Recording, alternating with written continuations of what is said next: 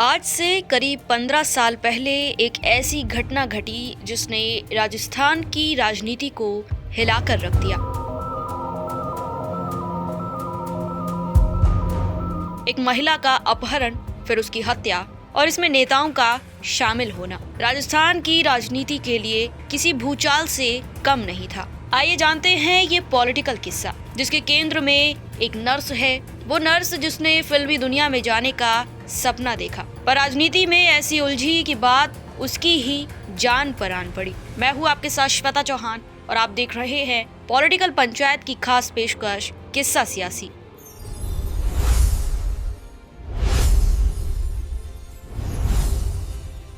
इस पॉलिटिकल किस्से को जानने से पहले हम भंवरी देवी पर बात करेंगे। बता दें कि भंवरी देवी जोधपुर के जलीवाड़ा गांव के एक उपकेंद्र में सहायक नर्स के तौर पर काम कर रही थी।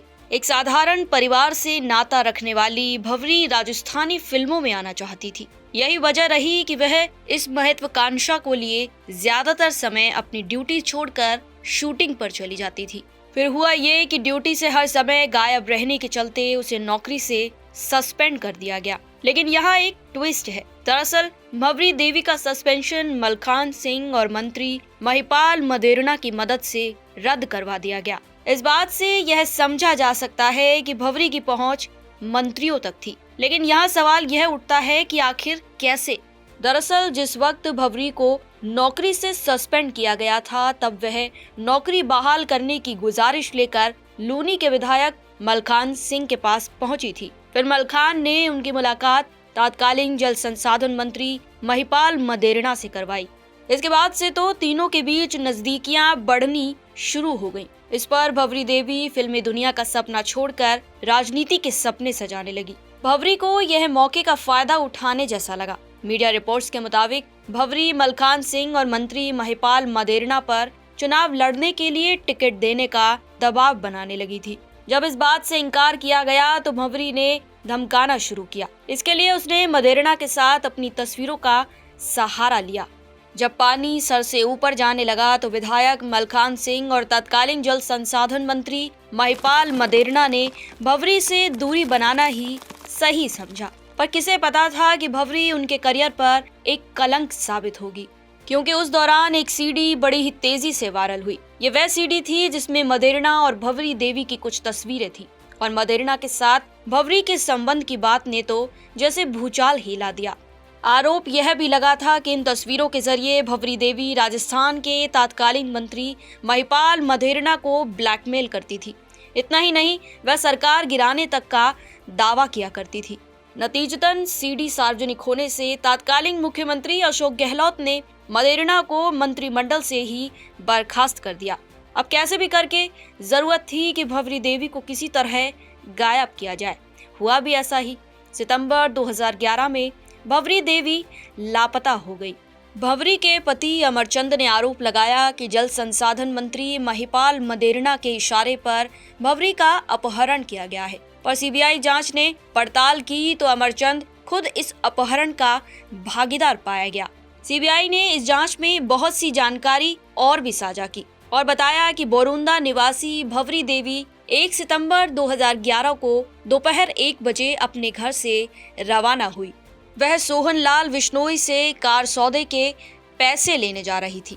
करीब 4 बजे सोहनलाल ने उसे अपनी गाड़ी में बिठाया और कई घंटों तक एक जगह से दूसरी जगह पर घुमाता रहा।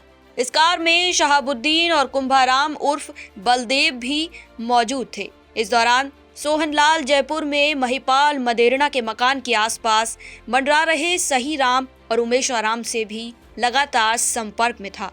दरअसल सहीराम ने ही भंवरी को ठिकाने लगाने की जिम्मेदारी विश्नाराम विश्नोई और उसकी गैंग को सौंप रखी थी।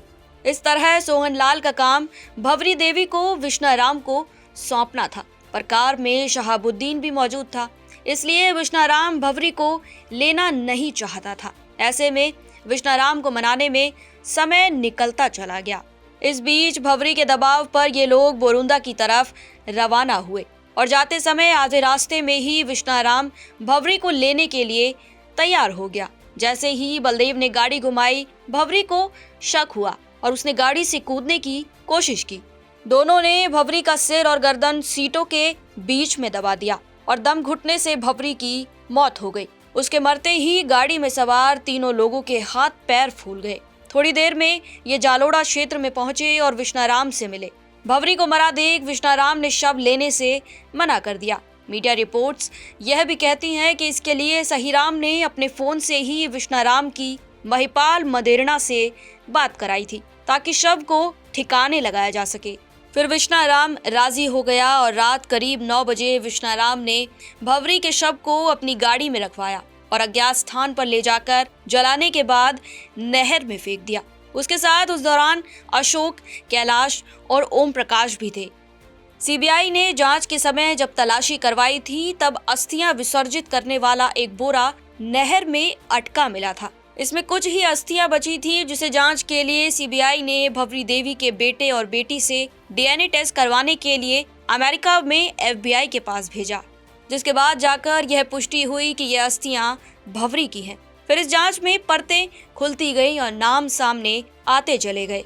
सहीराम, उमेशाराम, महिपाल मदेरणा, विश्नाराम, सोहनलाल, मलखान सिंह बिश्नोई, उसका भाई परसाराम और भंवरी के पति अमरचंद सहित 17 लोगों को इस मर्डर में गिरफ्तार किया गया। इस केस में टर्निंग पॉइंट तब आया जब सबसे आखिर में पुलिस के हत्थे चढ़ी इंदिरा बिश्नोई। इंदिरा मलखान सिंह की बहन थी। सीबीआई की जांच में सामने आया कि जिस सीडी से भंवरी देवी महिपाल मदेरणा को ब्लैकमेल कर रही थी, वो सीडी बनवाने का आइडिया इंदिरा ने ही दिया था। इंदिरा महिला और बाल विकास में सुपरवाइजर के पद पर तैनात थी और भंवरी देवी की सबसे करीबी दोस्तों में से एक मानी जाती थी। अब मन में ये सवाल आ रहा होगा कि आखिर इंदिरा ने यह सब क्यों किया? तो इसकी वजह थी उसका भाई मलखान सिंह।